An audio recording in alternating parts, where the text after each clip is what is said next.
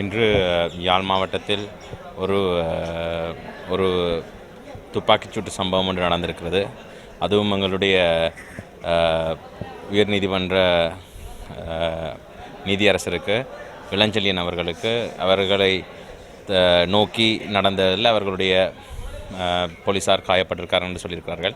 இது ஒரு பாரதூரமான விஷயமாக நான் பார்க்கிறேன். ஏனென்றால் இது எங்களுடைய யாழ் மாவட்டத்துக்கு இது 2009 யுத்தம் நடந்து முடிந்த பின் அப்படி அதுக்கு பிறகு எந்த ஒரு சம்பவம் நடக்காத பட்சத்தில் இந்த ஒரு சம்பவம் ஒரு பெரிய ஒரு பதட்டத்தை கிளப்புகின்றது. நான் உண்மையாக சொல்ல வேண்டும் என்றால் மக்கள் மத்தியில் நிச்சயமாக நான் ஒரு பாராளுமன்ற உறுப்பினர் என்ற ரீதியில்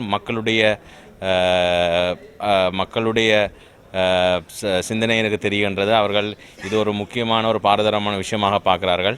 இது நிச்சயமாக நான் எங்களுடைய அதிமேதக ஜனாதிபதி மைத்ரிபால சிறிசேன அவர்களுக்கு, அதாவது பாதுகாப்பு அமைச்சர் என்ற ரீதியில் எங்களுடைய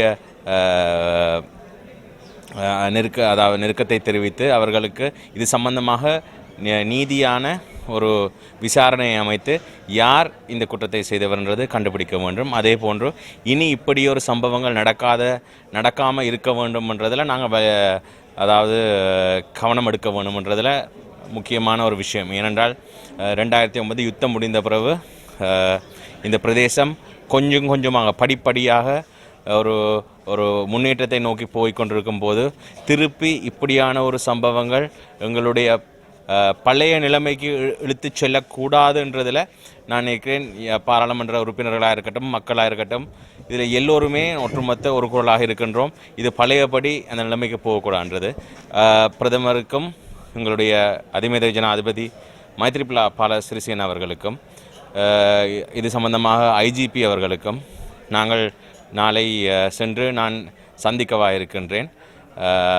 அவர்களுக்கு இது சம்பந்தமாக என்ன நடந்ததுன்றதை எடுத்து கொடுத்து இது சம்பந்தமான ஒரு விசாரணை ஒன்று அமைத்து இதுக்கான ஆக்ஷன் எடுக்கணும்ன்றதை நாங்கள் சொல்லிக்கொண்டு வருகிறோம்.